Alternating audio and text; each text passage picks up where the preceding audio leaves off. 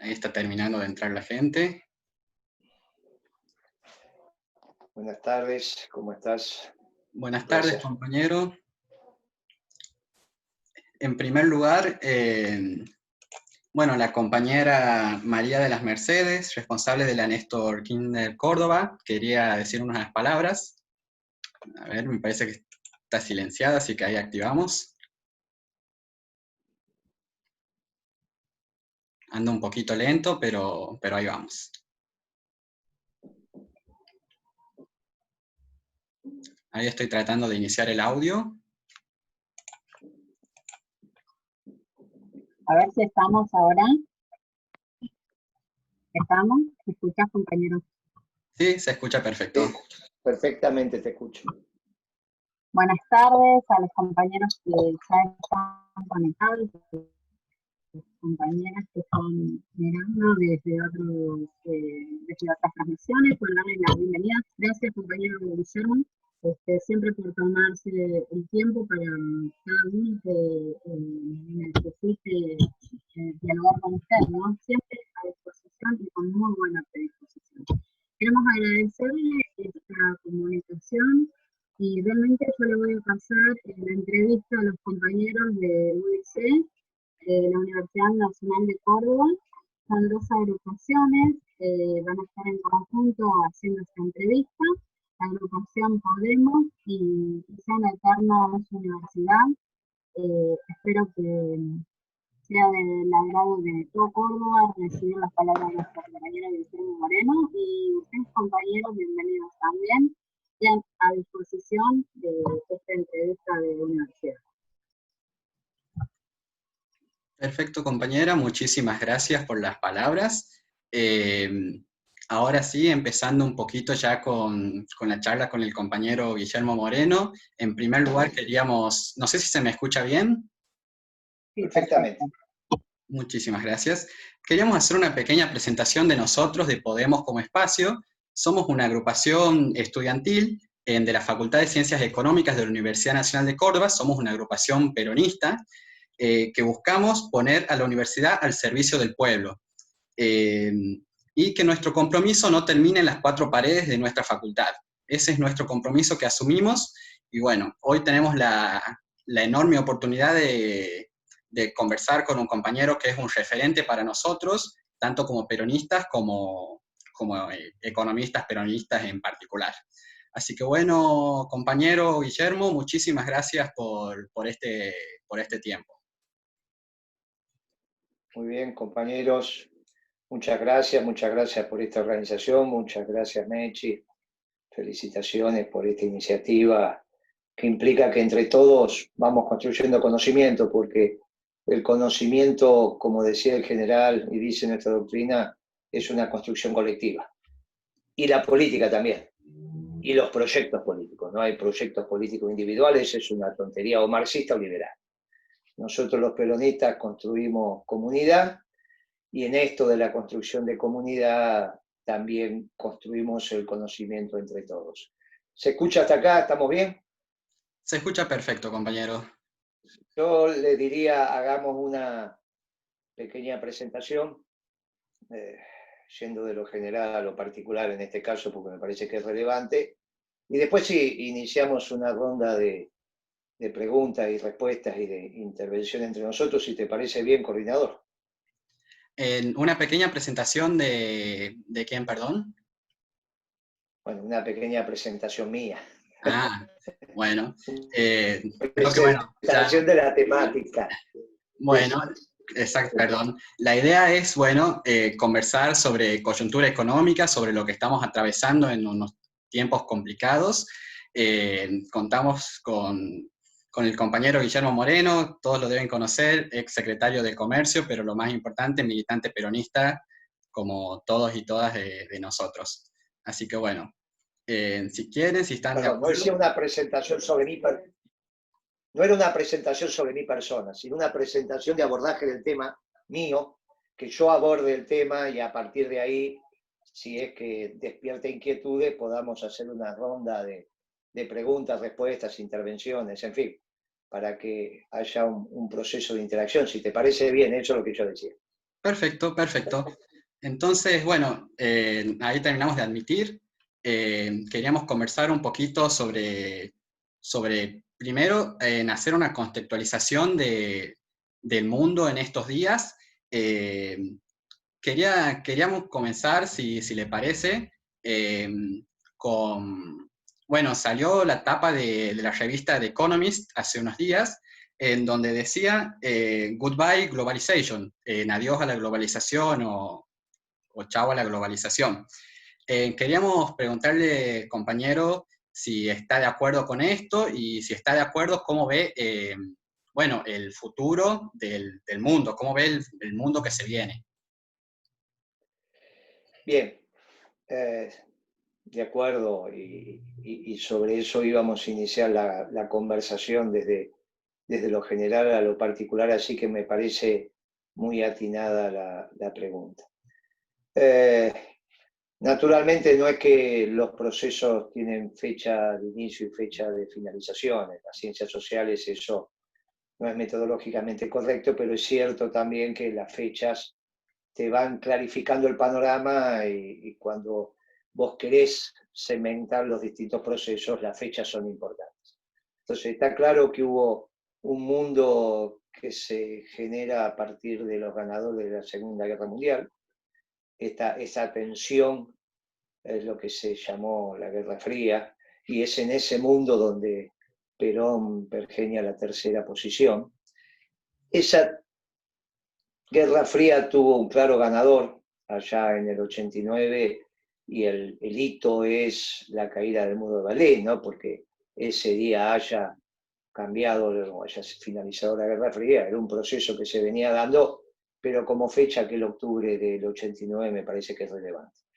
Y a partir de ahí hay un proceso que se conoció como la globalización, donde el marco teórico en términos de instrumentación de medidas prácticas para la definición del buen gobierno fue el Consenso de Washington, donde se articularon dos visiones que aparentemente son antagónicas, pero no lo son: el neoliberalismo y la socialdemocracia, comúnmente conocida como el progresismo. Los dos coincidieron en el Consenso de Washington y definieron la tipología de la globalización. Y eso también tiene una fecha de terminación que humildemente la ponemos en la asunción del presidente Trump en la administración del gobierno norteamericano, porque la primera medida de acción de gobierno esa misma tarde es retirar a los Estados Unidos del Acuerdo Transpacífico, que era un acuerdo que estaba impulsando su contrincante, Hillary Clinton. Partido Demócrata se supone el partido progresista de los Estados Unidos, entre comillas. Bueno, naturalmente no solo retira a Estados Unidos del Acuerdo Transpacífico, sino que inicia un agresivo proceso de administración de comercio, muy similar al que habíamos realizado nosotros a partir del 2012 en el último ciclo de gobierno peronista.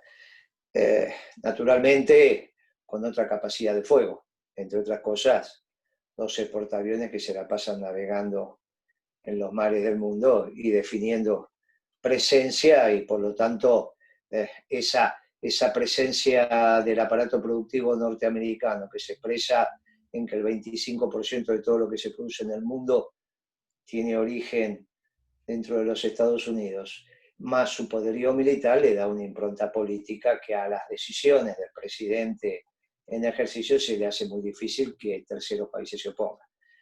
Bueno, naturalmente la paciencia estratégica que le tienen a Estados Unidos cuando toma sus decisiones de administración de comercio no la tuvieron con el gobierno argentino, y está obvio.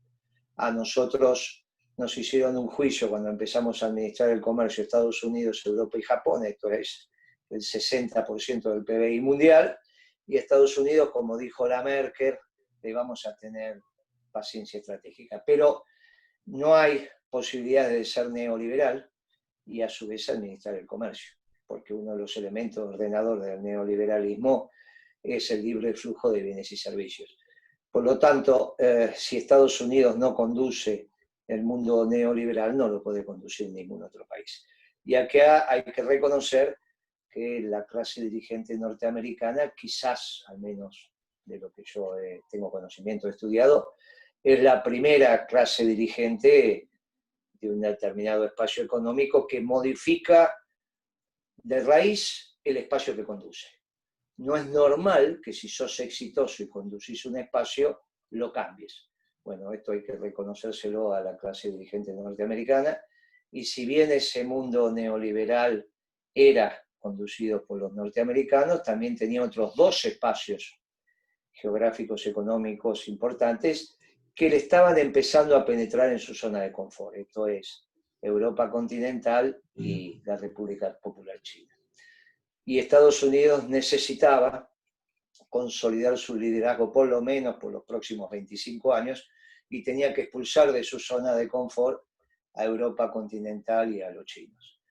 Y de ahí es que genera una alianza de primer orden con la Rusia de Putin, que tiene en su seno la articulación de intereses a partir de un hecho sustantivo que se había empezado a dar a fin del 2003, cuando asume, bueno, obviamente la elección ya estaba empezando el proceso de Bush hijo, fin del 2003, principio del 2004, donde Bush hijo inicia un proceso de puesta en valor de diversos tipos de energía en Estados Unidos, con un discurso muy inteligente que tiene que ver con que la primera potencia del orbe no puede depender para su suministro energético de terceros países. Y ahí desata no solo el fenómeno de los biocombustibles, eso explica también que haya subido el precio de la soja, el precio del maíz, sino que desata las fuerzas de la explotación de un combustible fósil que ellos ya tenían de hacía muchísimos años, hacía 70, 80 años que lo habían descubierto, pero la ecuación beneficio-costo no les daba para su comercialización, que es el shale gas y el shale oil. La tecnología de aquel momento ya les permitía hacer rentable la explotación de ese combustible, cosa que termina de objetivarse 7 años después, para el 2010. Esto es muy importante porque la ganancia de productividad que tiene el complejo manufacturero norteamericano con el abastecimiento sobre todo de gas a precios muy inferiores a los que se abastece el complejo europeo y los chinos, le permite prácticamente homologar la ganancia de productividad que habían tenido los ingleses con la revolución industrial. El modo de producción capitalista ha tenido 3 grandes revoluciones en términos endógenos, no de modificación del modo de producción, sino de lo que implica una baja sostenible y sustentable e impactante de los costos primos en la industria manufacturera. La primera fue la revolución industrial, que es la capacidad que tuvieron los ingleses de transformar el agua caliente en movimiento mecánico. La segunda, la revolución de los procesos, el Fordismo en Estados Unidos, un auto que en Europa costaba 95, 96 horas hombre, en Estados Unidos empieza a ser por 15, 16 horas hombre, esto es una ganancia de productividad extraordinaria. Y la tercera, 100 años después, la revolución energética norteamericana, que mientras hoy los europeos todavía se siguen abasteciendo prácticamente al doble del precio del gas, y naturalmente el insumo de los insumos hoy es el insumo energético. Y los chinos, mucho más caros por cierto también, y los japoneses también. Claro, los proveedores de energía de los europeos y de los chinos o son los rusos o es Medio Oriente. Medio Oriente no está en condiciones de abastecer en cantidad y en precio a largo plazo, porque siempre hay alguna guerra que lo impide, y ahí vemos cómo las dos superpotencias no van a buscar una superpotencia y otra potencia militar, que en este caso es Rusia, no van a la región a procurar la paz en ese espacio, porque si no, inmediatamente aparecería el negocio de la venta de combustibles. De ninguna manera Medio Oriente está en condiciones de reemplazar a Putin como proveedor de energía fósil abundante y al precio que Putin necesita para administrar su economía, y lo mismo le pasa a los chinos. Lo mismo le pasa a los chinos. Por lo tanto, esos dos clientes principales de la Federación Rusa no pueden abastecerse de gas al precio que sí se abastece la industria manufacturera norteamericana. La alianza de primer orden entre Putin y Trump, los dos grandes ganadores de este nuevo orden internacional a la salida de la globalización, es desde la base material del mundo. A los dos les interesa que el mundo no tenga energía, o al menos esos dos espacios económicos, que no lo tienen, energía abundante y energía barata. Del otro lado, sí lo tiene el aparato productivo norteamericano, y esto hace que se tipifique con precisión quiénes son los nuevos ganadores en este nuevo orden internacional. Uno es un viejo ganador que vuelve a ser ganador, y otro que no era ganador pasa a ser ganador, que es la Federación Rusia.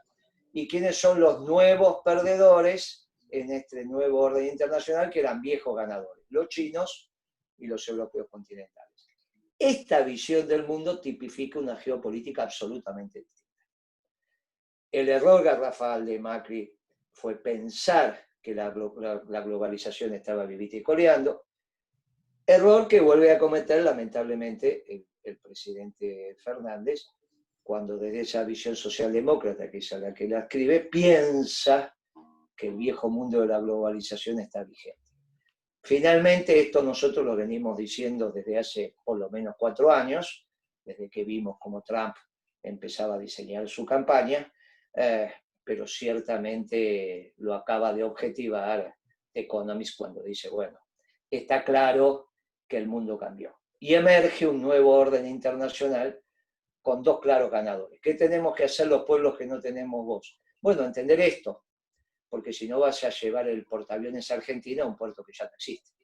Si China va a ser el nuevo perdedor, esto no significa que no vas a comercializar con China, significa que tu inserción internacional tiene que tener en cuenta esta situación. Si Macron no va a ser la referencia internacional, está claro que tu alianza con Macron es una alianza insignificante. Bien, lo que nosotros tenemos que procurar desde una política internacional inteligente es que aparezca alguien que pueda hablar por los pueblos que no tienen voz, y hay uno solo que pueda hacer eso, que es el Papa. Entonces, el primer alineamiento internacional tiene que ser para que el Papa exprese a estos pueblos, porque si no en el próximo Yalta, como pasó en el primer Yalta, y el Yalta es indispensable que se vuelva a conformar, porque hay que a este nuevo orden internacional generarle una nueva ingeniería o arquitectura financiera. Ya no va más el Fondo Monetario Internacional, ni van más las reglas de juego de la Organización Mundial de Comercio, pero obviamente van a emerger unas nuevas reglas, y estas reglas o las hacen los dos ganadores, como fue en la vieja Yalta, o penetra en ese nuevo Yalta alguien que pueda hablar por los pueblos que no tiene voz, y el único que puede hacer eso es el Papa. Por eso fortificar la incidencia de su santidad, sobre todo no debilitándolo en su país, donde él se asienta, es fundamental. Y todo lo que atente para debilitar al Papa, en general tiende a responder o a intereses inconfesables o a una visión vieja de este mundo, donde se sigue pensando que la contradicción es entre neoliberalismo y socialdemocracia. Ya hay antecedentes en la Argentina de estos errores. Lamentablemente, si uno revisa la elección de Hillary Clinton contra Trump, diríamos que toda la inteligencia argentina expresada en el progresismo y en los neoliberales quería que ganara la Clinton. Unos por unas cosas, otros por otros, pero querían que ganara la Clinton. Solo algunos grupos insertados en el peronismo decían, miren muchachos, que siempre le va mejor a la Argentina con los republicanos con los demócratas. Pero bueno, es esa vieja desviación que cuando uno dice Braden o Perón, piensan que Braden era republicano. Y Braden era casi marxista, era del Partido Demócrata y era un filo marxista que habían mandado acá para generar la Unión Democrática entre los dos ganadores de la Segunda Guerra Mundial, con esa caracterización de que Perón era facho y todas esas tonterías. Esto se vuelve a repetir.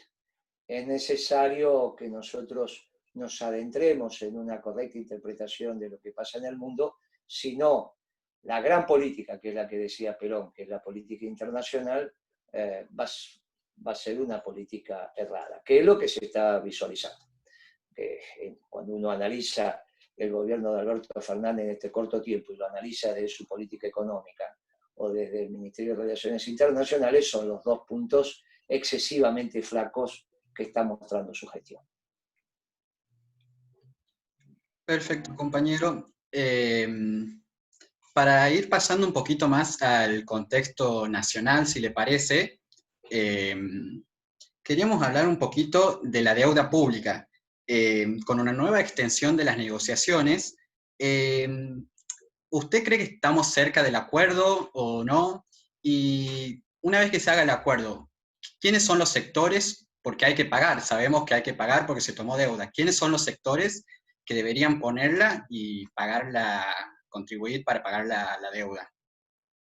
Muy bien. Primero, y esto es importante que lo tengamos claro, muy importante, porque en el debate ni académico ni en la arena pública se reflexiona con precisión. La Argentina no es deudora del mundo. La Argentina, entendiendo la Argentina como el agregado de lo público y lo privado. La Argentina no es lo público. La Argentina no es lo privado. La Argentina es lo agregado, la sumatoria de lo público y lo privado. Si uno pudiera hacer el balance de la Argentina, nuestro pueblo es acreedor en este caso del mundo. Tenemos cuentas acreedoras, significa que tenemos depósitos en el mundo. El neto, el mundo nos debe a nosotros X cantidad de dólares. El sector público es deudor en una cuantía importante y el sector privado es acreedor en otra cuantía importante. Cuando neteamos las descuentas, nosotros somos acreedores del mundo. Con lo cual, el mundo nos debe vis a vis a la Argentina dólares. De la misma manera que cuando vos haces un depósito en el banco te debe, por eso la cuenta es acreedora, porque está visto desde el lado del mundo, por eso es una cuenta del pasivo. Cuando vos harías los depósitos de los argentinos por cualquier hecho en el sistema financiero ampliado mundial contra la deuda de ese mismo sistema al Estado argentino, te sobra, y te sobra una cantidad importante. Ahora, el problema es la descoordinación de ese balance. Lo público y lo privado no está coordinado. Y al no estar coordinado tenemos este problema de que estamos negociando una deuda en situaciones de desventaja. Situación de desventaja, ciertamente que la tenemos que emprolijar. Primero, es necesario acordar la deuda, y es necesario acordar la deuda, no porque le vaya a cambiar la situación al Poder Ejecutivo. No le va a cambiar, el Poder Ejecutivo no va a tener financiamiento internacional por mucho tiempo, pero sí le cambia al sector privado, sobre todo a los importadores. Los importadores hoy tienen todavía un crédito comercial que se va a perder ni bien entres en default, sea declarado como tal. Naturalmente, algunos importadores tienen sus depósitos afuera y con eso garantizan el crédito comercial, pero no todos lo tienen. Y la lógica implica que siempre es más fácil comprar a crédito que comprar spot, comprar contado. Por lo tanto, que arreglemos la deuda es un imperativo. La discusión sobre la deuda no es si hay que pagar o no hay que pagar. Ninguno de ustedes se ha formado en una familia que le hayan dicho toma deuda y no la pagues.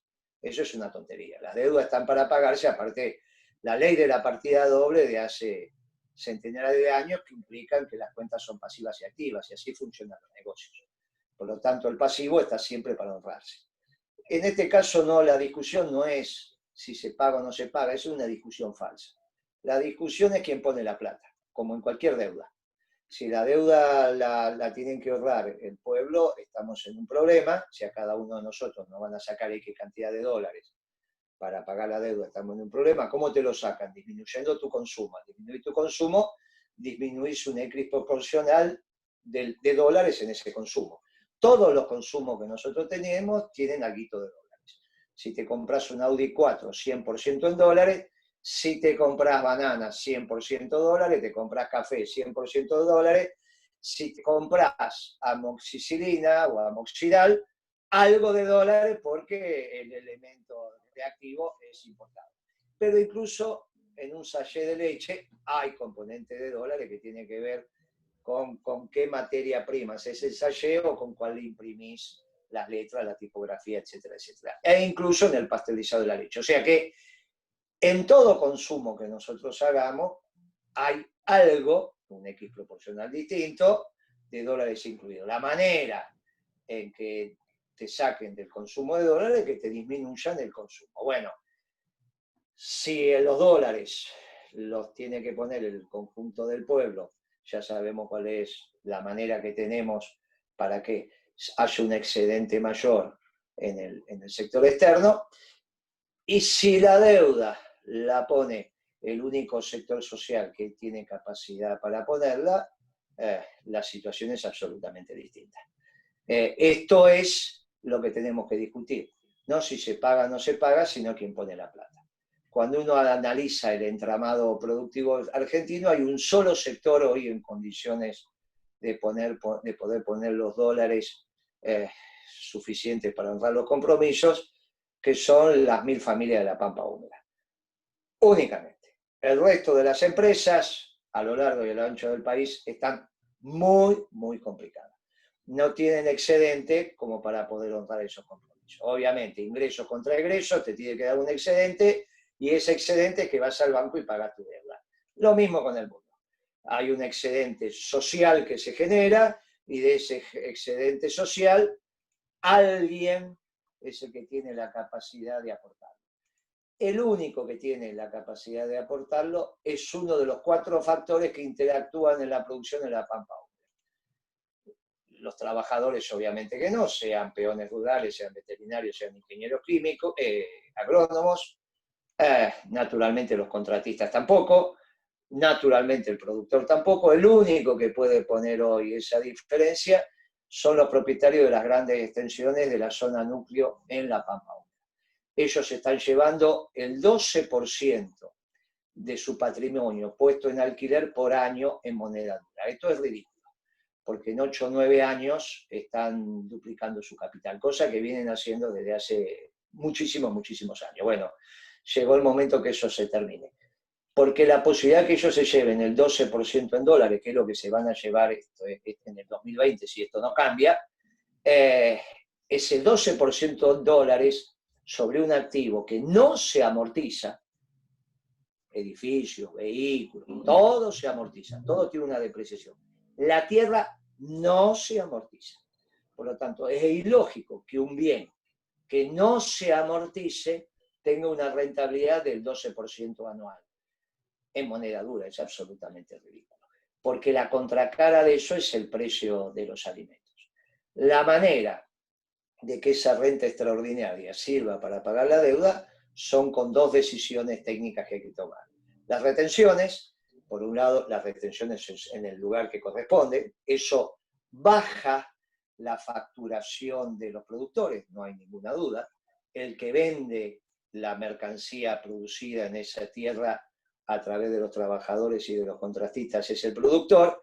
Las retenciones desalinean el precio internacional de la facturación local, o sea que el precio internacional, que es al que va a vender el exportador, recibe un descuento el exportador que se la tiene que dar al Estado, y por lo tanto retira su FOME, o sea, sus comisiones, y eso es lo que le brinda al productor. Obviamente el diferencial con el precio pleno expresado por el commodity en el mercado de referencia, en este caso puede ser Chicago, es la diferencia de la retención. De ahí que tiene que ser acompañado eso por una ley de alquileres, que de la misma manera que le baja el precio de venta al productor, también le baje los costos, en este caso en el alquiler de la tierra. Y otro costo indispensable que hay que bajarle es el precio de la energía. el campo es un gran demandante de energía y a estos valores pierde competitividad. Entonces hay que devolverle competitividad del lado de la energía. El gasoil no puede estar más allá de 60 centavos de dólar, ese es el precio que articula en equivalencia a toda la energía en la Argentina. Con eso recupera no solo el campo, rentabilidad, sino también los complejos industriales y de servicios, pero en el agregado entre energía, 0,60 centavos de dólar el gasoil, y la regulación de los alquileres, se le baja considerablemente los costos de producción. Se le baja el nivel de facturación, pero también se le bajan los costos, con lo cual la rentabilidad debería quedar en un nivel de indiferencia. Con un elemento adicional para una política peronista, que bajamos violentamente el precio de los alimentos. Cuando bajamos violentamente el precio de los alimentos, producto de las retenciones, los ingresos populares recuperan poder adquisitivo y se genera el primer elemento dinámico de un mercado interno. Por el lado de la demanda, mejorás el poder adquisitivo de los ingresos populares, y por el lado de la oferta, mejoraste la rentabilidad porque le bajaste el costo de los insumos. En fin, después se tenés que dejar que el mercado opere. O sea, si la oligarquía paga la deuda, también estás en condiciones no solo de resolver el tema externo, sino de generar las condiciones para recrear un modelo de desarrollo permanente y sustentable. Perfecto, compañero. Siguiendo esta línea del precio de los alimentos, que bueno, es clave, se está emitiendo mucho. ¿Cómo hacemos o piensa usted que esa emisión va a terminar en inflación? ¿Cómo lo podemos evitar? Mire, compañero, ustedes son la mayoría de estudiantes de economía o estudiarán licenciatura en administración o para contador, pero tienen formación económica. No hay ninguna posibilidad de hacer política económica con el desquicio fiscal que hoy hay en la Argentina. Esto es un mamarracho total. Cuando Alfonsín se tuvo que ir por incompetente, había alcanzado un déficit fiscal total, esto es, primario, financiero, cuasi fiscal y consolidado con los distritos subnacionales, provincia y municipio. Ese es el déficit fiscal total. Te lo repito, primario, el financiero, que es los intereses, el consolidado con las provincias, más el cuasi fiscal, que es el generado en el Banco Central. Cuando Alfonsín se tuvo que ir por inútil, el déficit fiscal estaba en el orden del 12% del PBI. Cuando tuvimos el conflicto del Rodrigazo en ese mes, el déficit fiscal había alcanzado el 14%. Imagínate, me estoy retrotrayendo a 1974. Bueno, ahora, la última vez que lo pude calcular, porque se pudo hacer alguna proyección, estamos en el 15.3 del PBI. Y en este momento no lo sé. El único que sabe cuánto es el déficit fiscal es el secretario de Hacienda. No sé si Alberto lo sabe. Lo sabrá si se lo pregunta. ¿Por qué? Porque el secretario de Hacienda es el único que sabe la cantidad de libramientos impagos que hay. O sea, estos son facturas no pagadas. Nadie la sabe. Nadie la sabe. Lo sabe solamente él, que es cuando tiene que disparar la orden al tesorero general para que el tesorero le dispare la orden de pago al Banco Nación sobre facturas conformada, que ha terminado todo su circuito administrativo y que el secretario de Hacienda instruye al tesorero, páguese. Bueno, eso no se sabe. Por lo tanto, hoy puede ser, lo que le podemos decir con certeza, que hoy entre 16 y 20% del PBI está el déficit fiscal total de la Argentina. Imposible. No hay ninguna posibilidad de hacer política económica con ese déficit fiscal. Si a eso le agregamos el déficit del sector externo, está claro que estamos a la vera de que esto tiene que cambiar. No hay ninguna posibilidad de que esto, ya en el corto plazo, continúe. Está bien, corto plazo, entendamos los próximos meses. Esto hay que cambiar. Algunos dicen, bueno, esperemos que arreglemos la deuda, y si arreglamos la deuda ahí, entonces le vamos a explicar, bueno, arreglamos la deuda y van a empezar a explicar qué van a hacer con 15, 16, 17, 18 puntos de déficit fiscal. Pero no se puede seguir. O se impone la realidad, o generar los hechos de política económica para comerte ese déficit. Naturalmente, la única fuente de financiamiento que tenés es la emisión monetaria, y ¿hasta cuándo va a ser eso? Esto es absolutamente ridículo, porque lo único que estás haciendo cuando esterilizás es aumentar el componente del cuasi fiscal, del déficit cuasi fiscal. Bueno, llega un momento que esto es una tontería. Si otra vez estás haciendo un trade-off entre subo la tasa de interés para que no me corran al dólar y entonces no me corran, bueno, esta tontería, ahí no hay ningún modelo de desarrollo. Lamentablemente, entre los últimos 2 años de Cristina, los 4 de Macri y estos 6, 7 meses de Alberto, uno podría decir que hay un nuevo ciclo económico en la Argentina. Hubo una década ganada, que fue desde el 2 al 12, 13, después hay 2 años de Cristina desordenado, donde vamos a arreglar el Club de París, vamos a esto, vamos a... Tenemos la misma lógica, le compramos, nos queremos hacer amigos de los mercados, arreglamos Repsol, tratamos de arreglar con los fondos buitres, después viene Macri y hace un hecho tremendo, que es duplicar el precio de la comida, pero desde lo financiero, muchacho, empezó toda esta tontería, subió la tasa de interés, bajo, hizo la inconsistencia entre una política fiscal expansiva y una política monetaria contractiva, después se llegó a endeudar, bueno, todas estas cosas que hemos estudiado, pero hay un ciclo. Todavía no hay una valorización del capital en el vector productivo. Hay una valorización del capital en el esquema especulativo rentístico, con sus variaciones y demás, pero la hay. Hay un ciclo ahí que inexorablemente llegó a su fin ahora. Por eso nosotros humildemente decíamos el año pasado que tenía que haber un gobierno de transición. Y el límite fue abril. Porque ahí es donde la realidad se impone y permite pasar de un modelo especulativo rentístico a un modelo de producción. ¿Qué significa? ¿Quiénes van a ganar plata? Cuando vos definís una política económica, definís quiénes son los que van a acumular capital. Acumulan capital los ganadores, que es donde vos ponés el eje para que el proceso de inversión se realice. Si lo pones en el vector especulativo rentístico, tenés una economía, y si lo pones en la producción y el trabajo, tenés otro.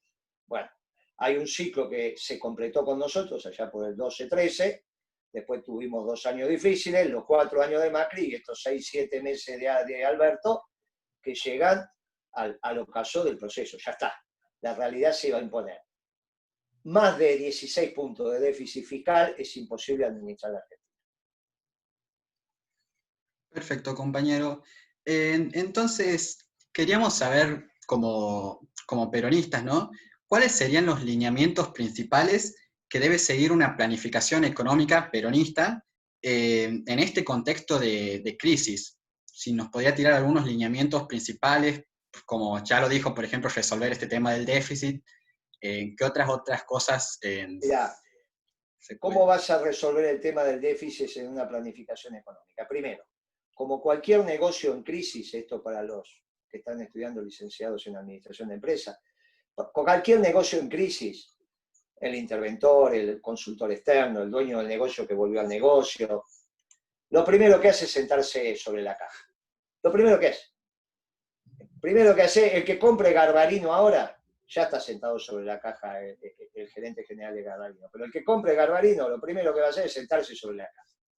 Y llamar a los proveedores y arreglar, ver, te voy a pagar de esta manera, ve el aporte de capital que va a hacer. Vos te sentás sobre la caja y sobre eso repartís el juego. ¿Cuál es la única caja que le queda a la Argentina?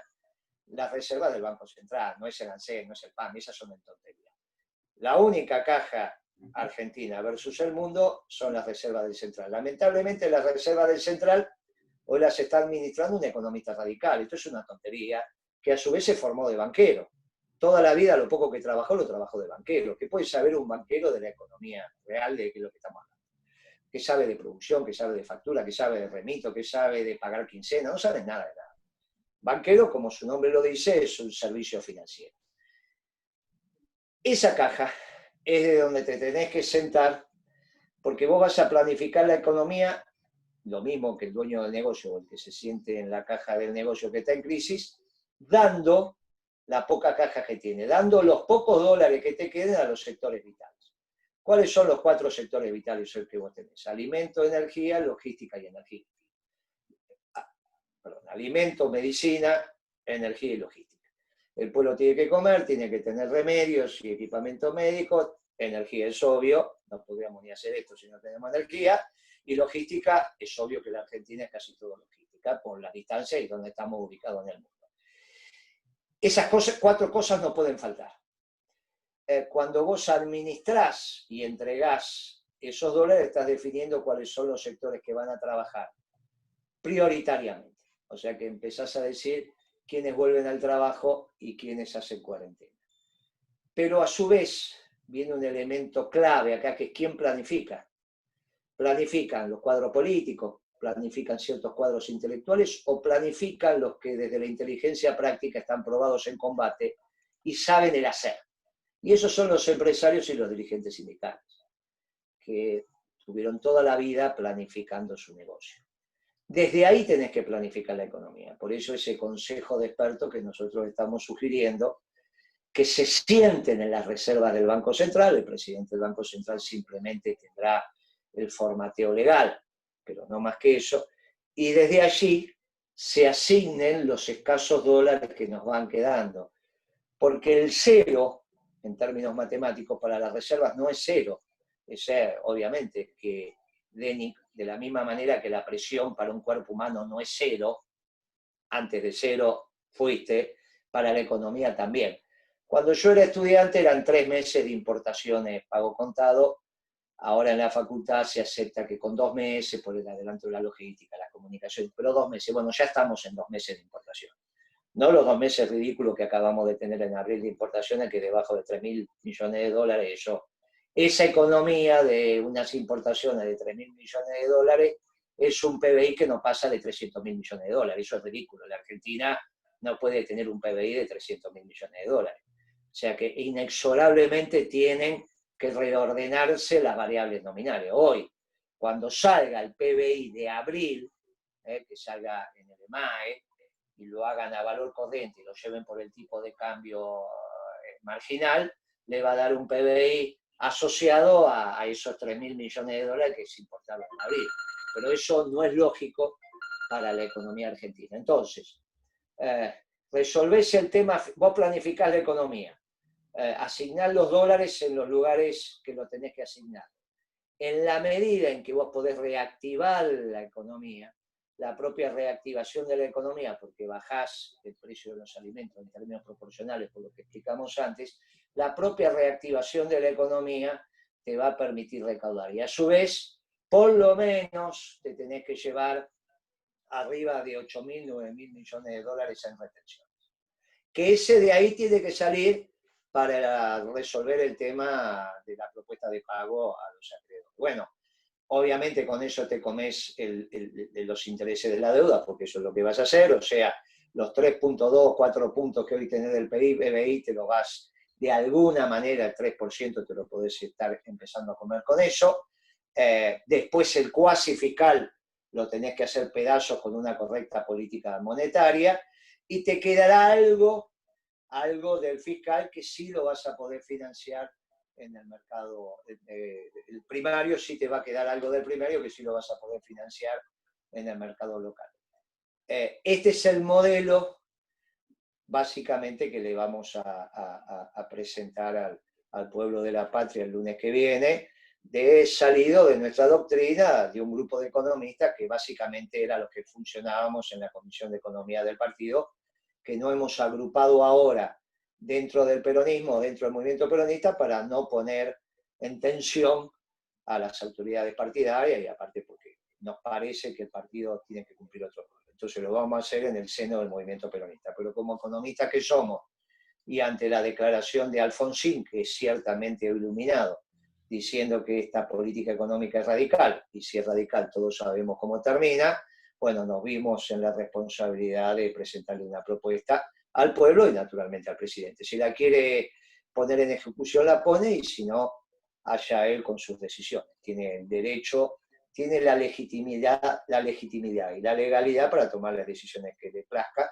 Para eso es el Poder Ejecutivo, que es unipersonal. Y lo está ejerciendo. En todo caso, lo que vamos a debatir es si lo está ejerciendo bien o mal. Lo que estamos viendo, al menos en la política internacional, en la política económica, que no va por un buen rumbo. Por eso nuestro aporte lo vamos a hacer el lunes a la tarde. Excelente, compañero.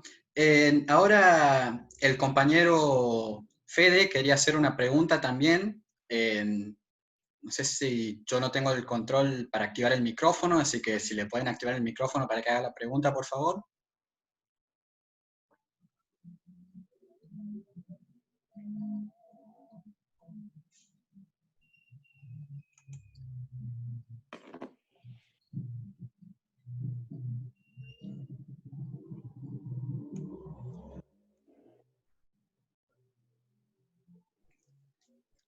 No sé si se puede. Eh,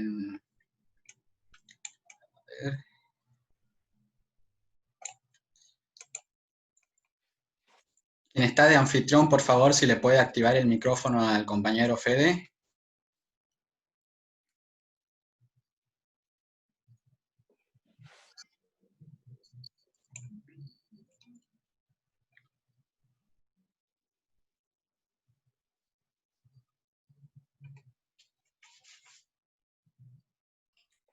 No lo encuentro el Fede, me parece que no está conectado. Bueno, seguimos entonces. Otra pregunta que también queríamos hacer. Estamos viendo que los países que no aplicaron una cuarentena estricta ven una caída en su PIB similar o mayor a los países que sí aplicaron una cuarentena estricta. Ante esto, el presidente dijo que, bueno, que el problema, lo que dañaba la economía no era la cuarentena, sino era la pandemia. Eh, ¿Qué opinión te merece esto? ¿Es así o no? Mire, yo creo que hay que ser muy, muy prudente. Hay cosas que sabemos y cosas que no sabemos. Sobre el coronavirus, el presidente acaba de decir que poco sabe. No solo él por su especificidad y conocimiento, sino el mundo. Con lo cual, ya hasta pone de una manera relativa el conocimiento que puedan tener ese grupo de expertos. Cuando a vos te dicen que hay un comité de expertos, a vos te da la sensación que hay un grupo de muchachos y de muchachas que saben todo lo que se puede saber sobre ese tema y por lo tanto tienen la solución. Después de 60 días, en la última conferencia, el presidente atinadamente dice, mire, es mucho más lo que no sabemos que lo que sabemos. Por lo tanto, el comité de expertos se transforma en un comité de aparentes científicos, entre comillas, que serían los que están en aptitud de aproximarse al conocimiento del fenómeno, pero no que conocen el fenómeno. Si no se conoce el fenómeno, entonces lo que hay que hacer es humilde, hay que ser humilde. Y hay que convocar a todo lo que haya que convocar para tomar la mejor decisión. Después de eso, el presidente dijo también, no, pero yo no voy a hablar con los economistas, porque los economistas no piensan en la vida. Yo no sé de dónde sacó esa idea, porque al menos los economistas del peronismo, que son humanistas y cristianos, pero son todos humanistas, algunos cristianos no, pero todos humanistas, tenemos al hombre como el centro de nuestro objeto de formación, así que es ridículo eso que está diciendo. Pero bueno, es muy difícil que vos solo escuches a los que piensan como vos. O sea, ya no tenemos un comité de expertos, porque si no se conoce la temática no puede haber un comité de expertos, y entonces hay aproximaciones sucesivas y aproximaciones al conocimiento en tracto sucesivo. Para tener una opinión formada sobre las mejores políticas para el coronavirus falta un año. Abril, mayo del año que viene, cuando hayamos completado el ciclo de un año y esté en la evaluación de lo que pasó en China, si es que nos enteramos alguna vez de lo que pasó en China, pero seguramente estará la evaluación europea, la norteamericana, la de América Latina. Ahí vamos a poder ver cuáles fueron las mejores políticas. Ahora, está claro que si vos dejás, como en el caso argentino, 1 de cada 10 argentinos trabajando, es prácticamente imposible que estén los bienes y servicios del otro lado. Si vos destruís la base material de la nación, no hay salud. No hay posibilidad de que haya salud si destruís la base material de la nación. Y la base material de la nación se conformó con trabajo. Con trabajo, no fue lo único que genera los bienes y servicios, finalmente es el trabajo, articulado con otros factores de producción, pero sin el trabajo no hay nada. Por lo tanto, cuando vos retirás la fuerza del trabajo del mercado y dejas 1 cada 10 trabajando, que se te destruya la economía es obvio. Si después te tratan de explicar que emitiendo plata vos vas a mantener la demanda agregada, bueno, es una cosa muy extraña, la economía no es la plata. La economía no es la plata. La economía es la generación de bienes y servicios. La plata es un nexo entre la retribución al factor que intervino en la producción y que puedas acceder a los bienes y servicios. Ahora, pensar que la plata es la economía, miren muchachos, esto es obvio. ¿A quién se le ocurre pensar que la pobreza es porque falta plata? Pero esto es una estupidez. Te podés imaginar que en nuestro gobierno, si esa tesis se hubiese impuesto, hubiésemos tardado 2 días en terminar con la pobreza. 3. Lo que tardabas en imprimir plata y regalarla. Y se termina la historia. Bueno, muchachos, ustedes son o economistas o están estudiando economía. Está claro que la economía no es la plata. Ahora, ¿por qué en los ámbitos de gobierno se piensa que si emitís plata y resolvéis el tema de los ingresos, que lo tenés que resolver, pero no resolvés el tema de la oferta? ¿Eso es hacer economía? Bueno, es una cosa muy extraña. La realidad es que para tomar una conclusión definitiva necesitamos el primer trimestre como mínimo del año que viene. Y recién ahí vamos a poder sacar decisiones contundentes para la próxima pandemia. Y ahí vamos a saber si haber entrado en esta cuarentena fue correcto o incorrecto. Por ahora, te diría que está más cerca de las corazonadas que de un pensamiento científico. Y de hecho, hay múltiples opiniones que ya empiezan a aparecer. Una surgió hace poco de un premio Nobel diciendo, mire, el virus está, esto está, cuarentena, sin cuarentena, esto, aquello, mire. Esto es así. Salió hace 2 días, ¿eh? Como es un premio Nobel de Química, los infectólogos y le dicen, no, ¿usted qué opina? Bueno, estas historias son las que vamos a transitar hasta que aparezcan los datos duros. ¿Desde dónde aportamos los economistas esto? Bueno, desde la investigación científica, porque algo de metodología estudiamos. De hecho, tenemos una materia que es metodología de la investigación científica. Bueno, al menos yo la tuve y entiendo que ustedes también. Y si no, háganla por afuera. Bueno, ahí te dicen cómo abordar un tema nuevo. Siempre un tema nuevo se aborda multidisciplinariamente. Y si un tema que va a pegar en la base material de la nación, es indispensable que esté en la fuerza de la producción. Se llamen empresarios, se llamen trabajo, se llamen economistas, se llamen contadores, se llamen eméritos. ¿Quién le va a negar a un Equian que no tiene ningún título universitario que opine sobre la economía argentina? ¿Quién le va a negar a Moyano o a Caló, que no tienen ningún título universitario, que opinen sobre la economía argentina? Bueno, es ridículo. Eso es la inteligencia práctica que ahora la necesitamos más que nunca. Porque ante un tema nuevo, el Papa siempre te dijo que la práctica es superior a la teoría. Entonces, hoy es necesario que los que dominan la praxis a partir de que son exitosos, opinen para que el presidente pueda tomar las mejores decisiones. Pero el presidente dijo, suelto de cuerpo, que no va a hablar con los economistas porque piensan no sé qué historia, que los economistas que quieren matar gente, no sé qué tontería. Esa dicotomía entre vida y salud, la verdad que es una dicotomía falsa.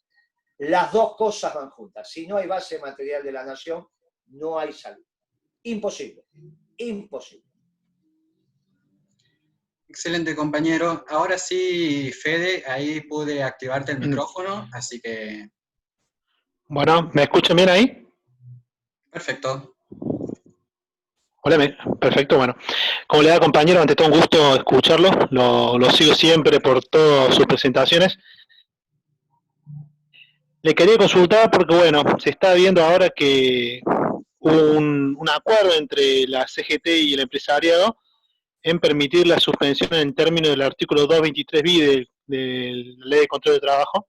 Lo he escuchado mostrar su acuerdo con el carácter comprensivo de la cúpula sindical, lo cual me parece correcto también.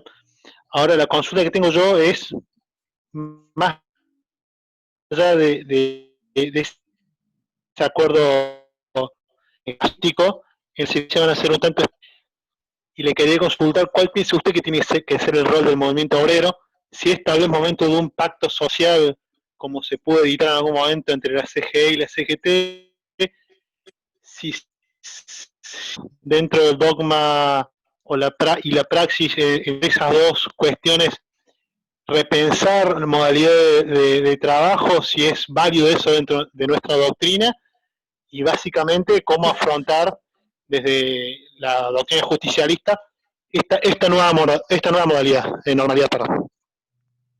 Sí, se fue interrumpiendo, pero creo haber entendido la pregunta. Si mi respuesta no satisface, me la volvés a formular. Cuando uno dice que se terminó la globalización, entonces dice que el mundo viene. Bueno, viene un mundo de discusión entre dos nacionalismos. El nacionalismo de categorías europeas, que es un nacionalismo xenófobo, de ese que le enseña a su pueblo a que tiene que amar su patria, pero en el amar su patria también destruye al pueblo hermano, al que está alén de su frontera, como pasó en Europa, o otro nacionalismo de categorías hispanoamericanas que no levanta muros, sino construye puentes. Aquel que le enseña a su pueblo a amar a su patria, pero que también le enseña que no hay ningún pueblo superior al tuyo, pero que el tuyo no es superior a ningún otro pueblo. Este nacionalismo de inclusión tiene una doctrina, que es la doctrina peronista. Empezamos antes que otro pueblo. Esta es la realidad. Mientras los europeos le pusieron categorías al nacionalismo que atentan contra la paz, nosotros somos una revolución de amor y paz. Y bueno, nos tocó a nosotros. Y ahí por eso uno se atreve a decir en algún momento vamos a peronizar el mundo, porque es la única doctrina que quedó. Finalmente, de esas tres surgidas en la postrimería de la Segunda Guerra Mundial, la única que quedó en pie era que decía el general Perón, no servían ni ustedes, ni yanquis, ni mares, no servían ninguna de las dos. Y está claro que no sirven ninguna de las dos. Muy bien. El rol del movimiento obrero en la comunidad organizada es central. Primero, nosotros no somos una economía estatista. De ninguna manera, la economía, el modelo de desarrollo justicialista en términos económicos es estatista. Eso es una tontería que no sé de dónde salió, pero que no resiste la prueba de los datos. Si nosotros administramos la Argentina con superávit fiscal hasta el 2010-2011, y la economía crecía y recaudábamos más de lo que gastábamos, era obvio que el crecimiento era del sector privado. Entonces, no es que achicamos el Estado, es que creció el sector privado y hacía crecer la torta. Entonces, en términos proporcionales, el Estado cada vez tenía una tajada menor de esa torta. Entonces, de ninguna manera, el crecimiento del último ciclo peronista y la etapa virtuosa se basó en un Estado emprendedor. El Estado direcciona, planifica, ejecuta el sector privado. Ahora, el sector privado para la Argentina no son solo los empresarios, también son los sindicatos. La contracara de los sindicatos más importantes del movimiento obrero organizado es el sector privado, por lo tanto los trabajadores son sector privado. Las obras sociales sindicales son obras sociales privadas, de una característica distinta a la salud prepaga, a las prepagas que nosotros contratamos para... Obviamente que de característica distinta, porque no tiene fines de lucro, pero no es la salud pública. La salud pública son los hospitales públicos, municipales, provinciales, nacionales. Pero las obras sociales no son públicos. Uno puede ser un sistema solidario, perfecto, pero es privado. Es un sistema sin lucro, perfecto, pero es privado. No es público. En este esquema, y para el rol del movimiento obrero, obviamente en el Consejo de Planificación son los 15 dirigentes sindicales más importantes de la Argentina y los 15 empresarios más importantes de la Argentina al margen del tamaño de su empresa. Ese es el Consejo de Planificación, con la representación de la representación política ahí, obviamente sentada, porque es finalmente el que tiene la lapicera para ejecutar lo que ahí se planifique. ¿Qué es lo que decimos nosotros hoy para que estas dos cosas se articulen? Lo primero que dije de un nacionalismo de inclusión y el rol del movimiento obrero. Hay que empezarle a darle más fierros al movimiento obrero.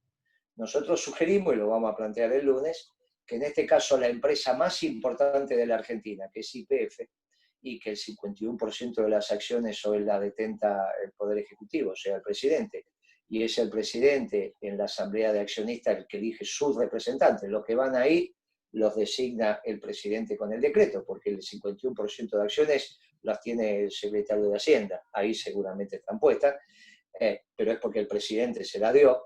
Lo que tendría que hacer el presidente humildemente es ceder la administración de esas acciones al confederal de la CGT, no a los petroleros. Porque Perón decía, el hombre es bueno, pero si se lo cuida es mejor. Si yo le doy YPF a los trabajadores petroleros, el precio del combustible me lo van a poner en un lugar donde maximice sus propias utilidades. Yo lo que necesito es que el precio de la energía esté en un lugar que maximice el trabajo. Humildemente yo digo 0,60 centavos de dólar, para no ponerlo en pesos y que después me digan cuál es la tasa de indexación. 0,60 centavos de dólar tenemos una energía. ¿Por qué ese nivel? ¿Por qué es el que me maximiza el empleo? ¿Por qué en el seno del confederal? ¿Por qué es donde van a tener que discutir los petroleros, los bancarios, el ESMAD y la UOM? Y Moyano, si Moyano tiene el gasoil caro, tenemos un problema serio con la logística. Pero si hay una energía cara, no tengo acero barato. Si no tengo acero barato, no tengo metal mecánica en transformación. Ni siquiera voy a poder tener aluminio. Si los trabajadores, desde nuestra doctrina, son los que definen los intereses permanentes de la patria, ahí es donde tiene que estar el plan de negocios de YPF. Entonces, el rol del movimiento obrero para mí es sustantivo. Por el otro lado, en cuanto a las relaciones laborales, para el peronismo, no necesariamente los medios de producción los tiene que tener la burguesía. Esa es una visión marxista. Los medios de producción son medios de producción y la propiedad es la propiedad privada. Ahora, puede ser también en manos del movimiento obrero organizado o en manos de una clase social. Los que asocian los medios de producción con una clase social son los marxistas, nosotros no. Con lo cual, imagínense la transformación de que la empresa más importante de la Argentina, la propiedad y la definición del plan de negocio estuviera en manos del movimiento obrero. Pero ¿por qué no la tecnología? ¿Quién dice que la tecnología es un factor de producción asociado a los propietarios del capital? Nadie lo tiene que decir, nadie, no está escrito en ningún lado. Perfectamente la tecnología que reemplaza trabajo podría estar en manos del sindicato del sector. Y esa tecnología recibiría una retribución que diría al trabajador. Y quizá el trabajador tenga el ocio creativo de los griegos, porque solamente lo tienen que tener los filósofos. ¿Cómo resolvían los filósofos griegos que ellos se dedicaran a pensar para el ocio creativo? Muy interesante, y bueno, porque tenían los esclavos. Bien, ¿por qué ese ocio creativo no va a poder ser de los trabajadores, en tanto y en cuanto la tecnología que reemplace mano de obra también sea del movimiento obrero organizado? No de los trabajadores individuales, porque los trabajadores se fortalecen en su agremiación sindical. Bueno, esto es todas las cosas que tenemos que discutir. Nadie puede convencer a un peronista que la tecnología que reemplace trabajo humano en un taller o en una metalmecánica o en una siderurgia tiene que ser de los dueños del capital. Puede ser perfectamente dueños del sindicato de esa tecnología y el Estado tendrá que dar el financiamiento para que así sea. Bueno, es un problema de entender las lógicas financieras que permiten accederte a las tecnologías que reemplacen mano de obra con el financiamiento adecuado. Por ejemplo, en la ley de reforma del mercado de capitales, que la hicimos con mi señora, la hicimos aquí, en esta misma casa que hoy estamos teniendo esta comunicación, Macri se dio cuenta de esto mucho más tarde. Esa ley duró hasta fin del 17. No se habían dado cuenta, porque tampoco eran estudiosos. Yo en esa modificación de la ley del mercado de capitales habíamos permitido que las organizaciones sindicales se pudieran transformar en agentes de bolsa. Con lo cual, un sindicato perfectamente podía administrar las acciones que podían tener los trabajadores individualmente, pero administradas por el sindicato. Bueno, imagínense lo que es los sindicatos como tenedores de acciones y operando en la bolsa. Bueno, y de hecho se votó y ahí estuvo, y si ustedes ven la reforma a la ley del mercado de capitales que nosotros hicimos, van a encontrar escrito por ahí que eso estaba permitido. Obviamente cuando se dieron cuenta lo cambiaron, ¿no? Cuando se ve que algunos se la dedicó a leer en profundidad, dijo volvamos al anterior. El peronismo no está en contra del sistema capitalista como modo de producción porque resuelve eficientemente la producción. El tema es que es un desastre en la distribución, y ahí venimos los peronistas. Una cosa es la producción, tampoco lo resolvió el comunismo con el hombre nuevo. ¿Cuáles son los incentivos para que un tipo a las 4 de la mañana esté trabajando? Bueno, eso el sistema capitalista lo resolvió bien. Lo que resolvió pésimo es la distribución. Por eso somos justicialistas. ¿Cuándo somos justicialistas? En la justicia de la distribución del sistema de producción capitalista. Bueno, pero el sistema de producción capitalista no está escrito que la burguesía son los dueños de los medios de producción. Eso lo explicaron desde otra concepción. Nosotros, que consideramos que hay una sola clase de hombres, los que trabajan, al margen de que sean empresarios o obreros, pueden ser dueños de los medios de producción. Si son obreros, siempre a través de su organización sindical, porque el resto es una visión de la economía que termina siendo incorrecta. y no tiende a la comunidad organizada. Perfecto, compañero. Ya para ir terminando, para no quitarle más tiempo, le queríamos contar también que le dimos la posibilidad a nuestros seguidores, a los estudiantes de la Facultad de Ciencias Económicas, de hacerle llegar preguntas. Una de las preguntas que nos hicieron es la siguiente. Cuando usted habla de organizar la economía en base a la oferta y los costos, ¿se puede esto llevar al comerciante del barrio, por ejemplo, llevar a la práctica en el nivel micro, por decirlo de alguna manera? No, pero no es necesario al comerciante. A nivel micro, sí. También Techín hace microeconomía. A nivel micro, desde ya. Lo que no es necesario es al comerciante. Porque en realidad lo único que se organiza de abajo para arriba son las revoluciones. Y no estamos en ninguna revolución. Todo lo demás se organiza, todo lo que no sea una revolución se organiza de arriba para abajo. Y la economía se organiza de arriba para abajo. Una vez que vos tenés los costos de producción y definir los márgenes de comercialización, bueno, se te puede escapar a algún lugar muy particular, pero si vos tenés la suficiente movilidad de los factores, finalmente los precios encuentran su nivel, porque esta es la lógica del comercio, esta es la lógica del comercio. O sea que cuando uno dice planificar la economía, está planificando la producción. Obviamente la economía solo se planifica desde la oferta, no se planifica de la demanda, ¿no? Nadie le va a decir a una familia, usted le vamos a explicar cuándo va a demandar leche. Esto es una estupidez de los progresistas, que la verdad que últimamente, yo cuando leí ese artículo en página 12 donde decía que en la Segunda Guerra Mundial Estados Unidos planificó la economía desde la demanda porque le metía órdenes de compra por los portaaviones, me pareció que es una cosa hasta disparatada, ¿no? Le digo, miren muchachos, vuelvan a tener algún dominio de la disciplina, si no estamos en un nivel de discusión. La economía solo se puede planificar desde la oferta. Lo que hizo Estados Unidos en la Segunda Guerra Mundial fue ordenar los factores de producción detrás de su complejo industrial militar. Y obviamente, si sale un portaaviones, ¿quién lo va a comprar? Y lo tiene que comprar el Poder Ejecutivo. ¿Quién lo va a comprar? ¿Quién va a que una familia se va a comprar un portaaviones? Esto es una estupidez. La orden de compra era el colorario del ordenamiento de esos factores de producción, no el disparador. No, la verdad que tienen un desorden en la cabeza horrible. La economía solo se planifica desde la oferta, pero hasta los niveles en donde lógicamente se ordenan estas cosas. Que finalmente al comerciante le llega una lista de precios y le da un precio sugerido. El comerciante puede aplicarlo, no, pero si no lo aplica sabe que va a aparecer otro. Finalmente, en la lista de precios sugeridos enviado por el fabricante, los comerciantes se van adecuando porque tienen el margen lógico y razonable para mantener su negocio. ¿Cómo sabemos que el asado en todas las carnicerías, variando por la calidad de la carne, está más o menos igual? Y porque los carniceros agarran el kilo vivo en niñez y lo multiplican por 4. Y entonces el kilo vivo por 4 te da el asado. Y después para arriba el lomo y para abajo, qué sé yo, el hueso con carne. Pero la media, que es el asado, es kilo vivo por 4. Y alguien se lo dice al carnicero, no, el carnicero va, le dice al matarife o al frigorífico, che, ¿cuánto está la media? Tanto el kilo, listo, pone por 4 y ahí está el asado. Y así se ordenan los precios en la economía, ¿está bien?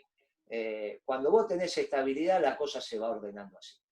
Después, obviamente, un carnicero, si trabaja ternera es una cosa, si trabaja vaca es otra, bueno, pero ahí ya viene en tu ojo como comprado, ¿está bien?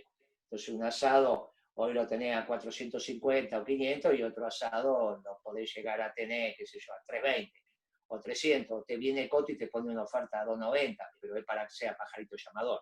Ahí te bajó el margen. Pero por ahí canta Garay y tiene que ver con la... ¿Se ponen de acuerdo? ¿Que le dicen los carniceros? ¿Se hablan por teléfono? No. Hay una manera en que se arman los precios en el mercado. Y cuando vos conseguís que la tasa de inflación local sea igual que la tasa de inflación internacional. Y esto es indispensable, para que haya una indiferencia en una economía bimonetaria como la Argentina entre pesos y dólares, que es la que nosotros conseguimos durante muchos años, la tasa de interés real tiene que ser igual. Y para que la tasa de interés real en ambas monedas sea igual, la inflación local tiene que ser igual a la inflación internacional, o aproximarse. Bueno, cuando eso se da, los precios vos los empezás a tener en la cabeza. Hoy yo le pregunto a cualquiera de ustedes cuánto vale un kilo de trago, no tiene idea. ¿Cuánto vale una cafetería? No tiene idea. En general es un precio ciego, pero encima cambia tanto que no tenés manera de memorizarlo, ¿está bien? Bueno, cuando vos conseguís estabilidad, de alguna manera los precios se van ordenando y la variabilidad, si es muy poca, vos lo vas memorizando. Bueno, a esa economía tenemos que llegar. No se puede llegar si no tenés equilibrio macroeconómico. Los equilibrios macroeconómicos es en lo fiscal y en lo externo. Con estos bárbaros desequilibrios que hay, ya los heredó de Macri, pero los agudizó. Por eso cuando Alfonsín dice es una economía radical, no se equivoca. ¿Qué pasa con los radicales? Agarran un problema y en vez de resolverlo lo agudizan. Bueno, esto es lo que está pasando ahora. Esperemos que a partir de la semana que viene entremos en un sendero distinto.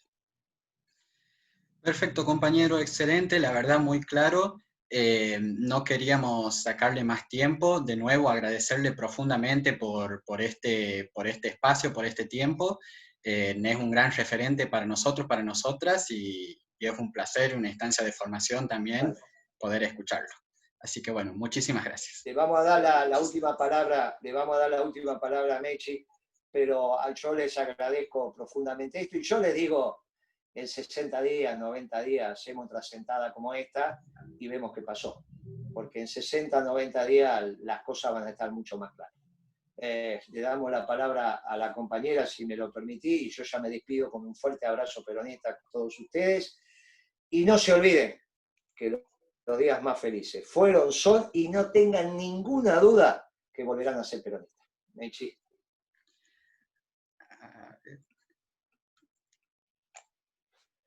Tenés que abrirte el micrófono. Estaba en eso, compañero. A ver si podemos. A ver si se activa. Ahí está. A ver, ¿estamos? Bueno. Bueno, Guillermo, muchísimas gracias como siempre. Vuelvo a reiterar el agradecimiento. También gracias a los compañeros de la universidad, ellos van a tener esta posibilidad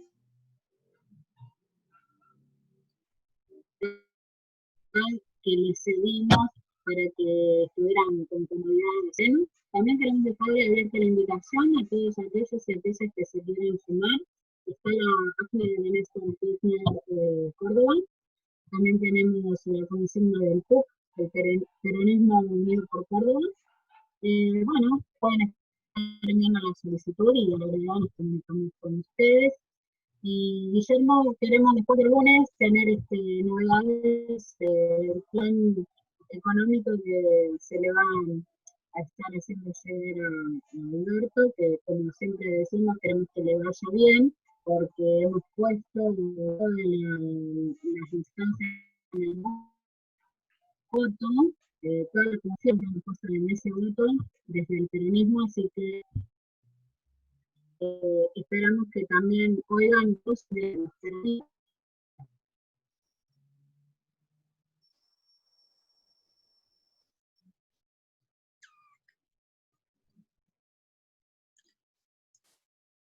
Bueno, se escucha un poco cortado. A ver si podemos retomar el audio, si la compañera puede cerrar.